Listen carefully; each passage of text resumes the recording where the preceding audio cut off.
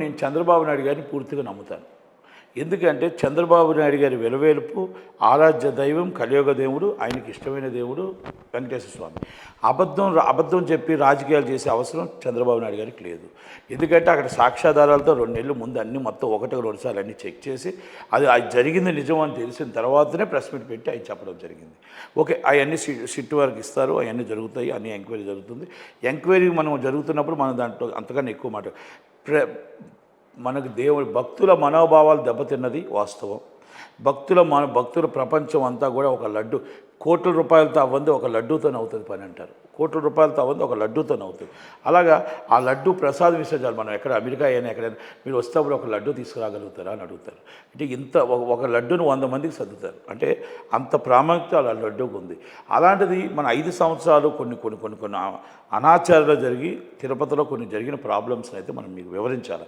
ఒకటి, ఆ లడ్డు విషయంలోని అందరూ ఇబ్బంది పడ్డారు, మాటలు పడుతున్నారు, అంటే మనోభావాలు దెబ్బతిన్నాయనేది వాస్తవం. అది ఎంక్వైరీ చేసిన తర్వాత నిజాలు తేలితాయి. అలాగే నేను ఏమంటే కొన్ని వాస్తవాలు మాత్రం జరిగాయి. జగన్మోహన్ రెడ్డి గారి గవర్నమెంట్లో మొత్తం టోటల్గా ధర్మదర్శనం టికెట్లు కూడా అమ్ముకున్నారు, 300 రూపాయల టికెట్లు కూడా అమ్ముకున్నారు, 500 రూపాయల టికెట్లు కూడా అమ్ముకున్నారు, కళ్యాణం టికెట్లు కూడా అమ్ముకున్నారు. ఇది వాస్తవం. అక్కడ మొత్తం టోటల్గా ఉదయం లెగిస్తే గోవింద నామస్వరంతో ఉండాల్సిన గోవింద నామస్వరంతో మొత్తం ఆధ్యాత్మిక కేంద్రంలో మంగ్లీ గారిని తీసుకొని పెట్టడం కూడా తప్పే. ఎందుకంటే నేను మంగ్లీ గారిని నేను తప్పని చెప్పడం, భక్తురాలే కావచ్చు, కానీ అక్కడ ఆధ్యాత్మిక కేంద్రంలో మనం ఉదయం లేస్తే గోవింద నామస్వరంలో ఉండాల్సింది. ఆమె మంచి సాంగ్స్ పాడింది, మామూలు సాంగ్స్ పాడింది. మన జనాలకి మన దేవుడు నామస్వరం తప్ప ఇంకొకటి ఉండకూడదు. కనుక ఆ వయసులో ఆమెను పెట్టడం కూడా నా వ్యక్తిగత అభిప్రాయం, అవి పెట్టకూడదు. ప్లస్ అలాగే అన్నదాన సత్రంలో కూడా మొత్తం క్వాలిటీ లేని ఫుడ్ పెట్టారు. అక్కడ కూడా మీకు అక్కడ తప్పు జరిగింది.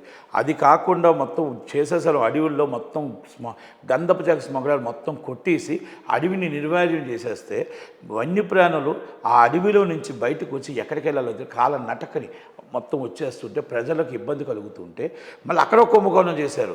ఒక కర్ర ఇచ్చి పులిని కొట్టండి అని చెప్పి 300 రూపాయలు పెట్టారు. కర్ర ఇవ్వాలంట 300 రూపాయలు కొనాలంట. ఆ 300 రూపాయలు కర్ర తీసుకొని పైనుంచి కిందకి తేవాలంట. ఎవరైనా తెస్తారా? పైకి తీసుకెళ్ళి దర్శనం చేసుకొని, అంటే దర్శనం ఇంకా కర్ర పట్టుకొని వెళ్తారా? వెళ్ళలేరు. కనుక దర్శనం చేసుకొని మళ్ళీ కర్ర ఎక్కడ వదిలేస్తే అది 300 రూపాయలు ఇలా లాభం. అంటే అది కొన్ని 100 కోట్ల కుంభకోణం. ప్రజల దేవుడు మీద భక్తిని ప్రజల వీక్నెస్ని పట్టుకొని మీరు క్యాష్ చేసుకున్నారు. ఇవన్నీ జగన్మోహన్ రెడ్డి గారు ఉండిలో, ధర్మారెడ్డి గారు, విజయ్ కుమార్ రెడ్డి గారు, జగన్మోహన్ రెడ్డి గారు ఉండిలో పడ్డాయి. ఇది వాస్తవాలు. దీని మీద చంద్రబాబు నాయుడు గారు ఎందుకు ఎంక్వైరీ చేయట్లే? ఎందుకు మీరు దాని మీద కంప్లైంట్ ఇవ్వట్లే?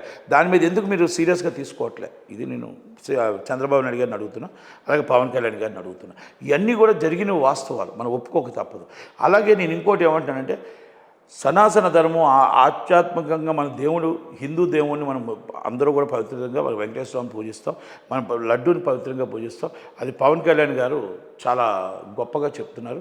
దాన్ని మన అందరికీ ధన్యవాదాలు. ఎందుకంటే ఆయన భక్తుడు కాబట్టి ఆయన చెప్తున్నారు. కానీ మనం ఏమంటున్నాం అంటే, Hindu or Muslim or Christian, పవిత్రత అనేది ఎవరి దేవుడు వాళ్ళకి పవిత్రత కంపల్సరీ ఉంటుంది. ఆ పవిత్రతను మనం కాపాడాల్సిన బాధ్యత ఉంటుంది. మీ దేవుణ్ణి మీరు ఎంతగా కాపాడతారో వాళ్ళ దేవుణ్ణి వాళ్ళంతగా కాపాడతారు. జగన్మోహన్ రెడ్డి క్రిస్టియన్ అవ్వచ్చు, జగన్మోహన్ రెడ్డిని తిట్టండి. మీరు యేసుప్రభుని ఎందుకు తిడుతున్నారు? యేసుప్రభుని ఎందుకు టోల్ చేస్తున్నారు? ఇది తప్పు కదా. ఇది మనం ఖండించాల్సిన బాధ్యత ఉంది కదా.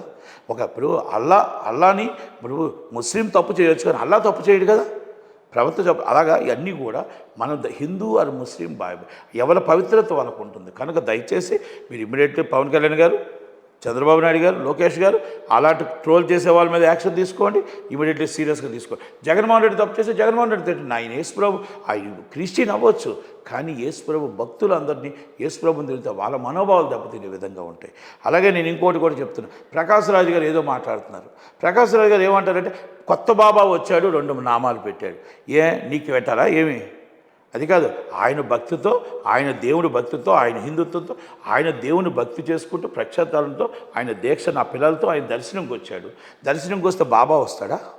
అంటే బాబాను అవమానిస్తున్నావా? నువ్వు దేవుని అవమానిస్తున్నావు? ఎవరిని అవమానిస్తున్నావు? ఇంతకుముందు నువ్వు మాట్లాడేటప్పుడు సెక్యులర్ రాష్ట్రంలో మనం ఉండాలి. Yes, correct. అన్ని దేవుళ్ళు మనకు ఒకటే, అందరూ సమానమే. కానీ మనం మాట్లాడేటప్పుడు ఎదుటి వాళ్ళని మీకు పవన్ కళ్యాణ్ కోపం కదా, పవన్ కళ్యాణ్ డైరెక్ట్ తిట్టండి. I'm direct attack. దేవుని మీరు అలాగ అనకూడదు. ప్రకాష్ రాజు గారికి ఎప్పుడు కూడా చాలా చక్కగా మాట్లాడతాడు, నేగ్గా మాట్లాడతాడు, అవకాశవాది. అవకాశవాదం అంటే కేటీఆర్ గారు ఇరుక్కుంటున్నారని, కేటీఆర్ గారు ఇబ్బందులు పడుతున్నారని అప్పటికప్పుడు ఆన్ ది స్పాట్లో కొండా సురేఖ గారి వ్యాఖ్యలను ఖండించవే. రేవణ్ణ గారు మీకు కావాల్సిన వాడే కదా, మీకు కావాల్సిన దోస్తే కదా. 2500 ఆడపిల్లలు ఇబ్బంది పెడుతుంటే అప్పుడు మీ నోరు పెగలలేదా? రేణు దేశాయ్ గారు మాట్లాడుతుంటే ఆమె సినిమా ఆర్టిస్ట్ కాదు, ఆమె నోరు పెగలలేదా? చిరంజీవి గారి పవన్ కళ్యాణ్ గారి తల్లిని మాట్లాడుతున్నప్పుడు మీ నోరు పెగలలేదా? రజనీకాంత్ గారిని మాట్లాడుతున్నప్పుడు నోరు మాట్లాడలేదా? అంతమంది డ్రగ్స్తో మొత్తం టోటల్గా నడి రోడ్డు మీద నించోబెట్టిన మీ టీఆర్ఎస్ పార్టీ, మీ కేటీఆర్ గారు అంతమందిని రోడ్డు మీద నించోబెట్టి మీరు అంత తప్పు చేశారని చూపిస్తున్నప్పుడు మా సినిమా వాళ్ళు ఏం తప్పు చేశారో మాట్లాడలేకపోయావు. అవకాశ రాజకీయాలు చేయొద్దు ప్రకాష్ రాజ్ గారు. మీరు డైరెక్ట్ అటాక్ పవన్ కళ్యాణ్ గారితో అటాక్ చేసుకోండి. దేవుణ్ణి అవమానించొద్దు. 100% Hindu or Muslim or Christian, ఎవరి పవిత్రత వాళ్ళకు ఉంటుంది, ఎవరి దేవుడి భక్తి వాళ్ళకు ఉంటుంది. దయచేసి మనం ఎవరిని ఎవరు అవమానించకూడదు, అది మాత్రం గుర్తుపెట్టుకోవాలా. దయచేసి ఇవన్నీ కూడా మనం తెలుసుకొని మనం మాట్లాడాలి, అంతే తప్ప మనం రాజకీయాన్ని రాజకీయంగా చేయండి, అంతే తప్ప మనం ఏదో మనం ట్రోల్ చేస్తే సరిపోతుంది, లేకపోతే ఏదో మనం ఒక మాట అనేస్తే సరిపోతుందంటే ఇట్స్ నాట్ కరెక్ట్. ఇది ప్రకాష్ రాజ్ గారి విజ్ఞతకు వదిలేస్తున్నాను. Thank you very much. Thank you sir.